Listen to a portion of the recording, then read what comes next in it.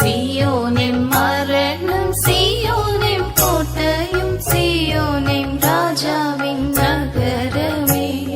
சீயோனின் மரணம், சீயோனின் கோட்டையும், சீயோனின் ராஜாவின் நகரமே.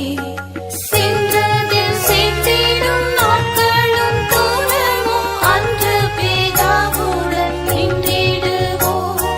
சென்றதில் சேர்த்திடும் நாட்களும் தூரமும், அன்று பிதாவுடன் நின்றிடுவோம்.